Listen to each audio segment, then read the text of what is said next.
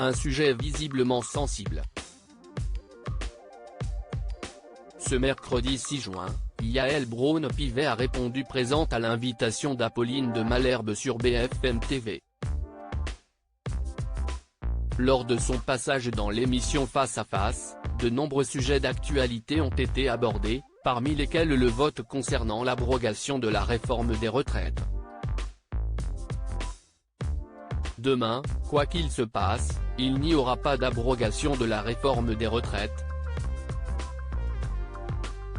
La procédure est ce qu'elle est, même s'il y avait un vote à l'Assemblée nationale, le processus législatif ne serait pas pour autant terminé puisque nous sommes dans un système avec deux chambres et la procédure législative est quelque chose de complet, a tenu à rappeler la présidente de l'Assemblée nationale en préambule.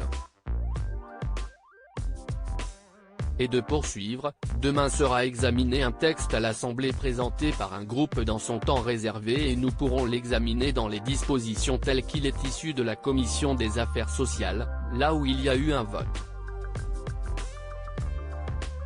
Afin que ces téléspectateurs ne perdent pas le fil, Apolline de Malherbe a tenté de décrypter les propos de son invité.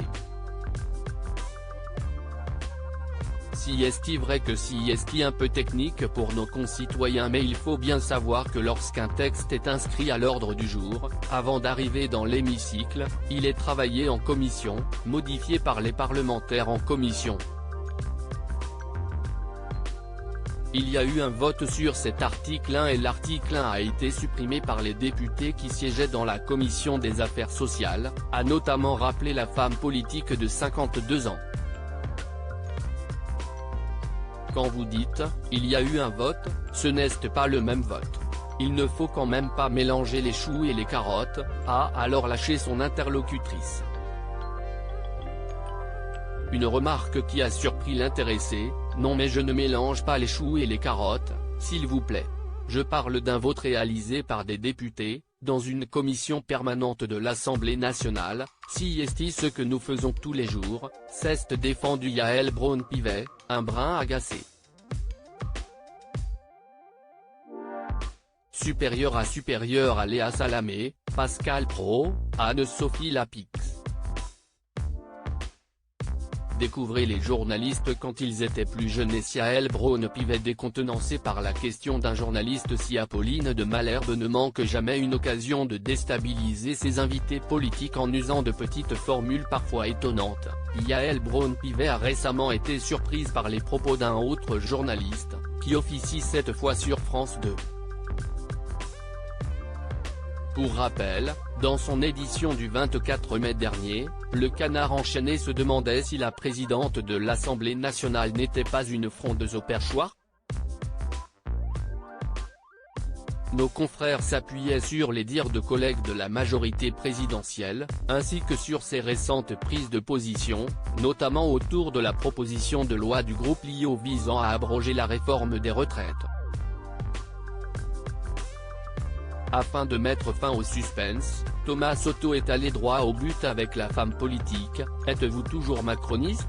a-t-il demandé à Yael Braun-Pivet.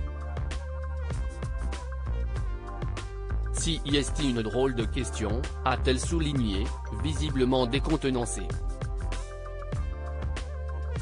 Face à elle, le collègue de Julia Vignali ne s'est pas démonté. Si est une question que se posent beaucoup de personnes, à commencer par Gérald Darmanin si on en croit Le Figaro.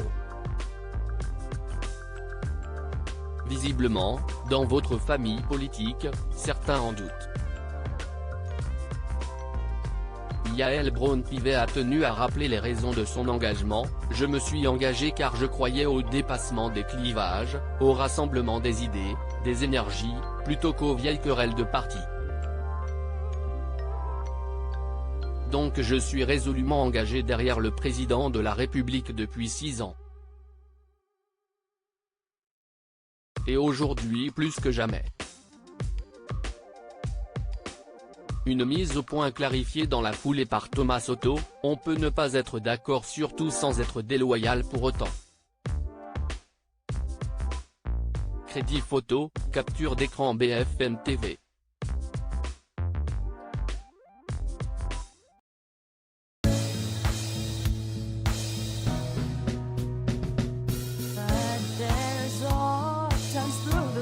Sometimes I think you can let me know. Sit down, sit back, let me help you out.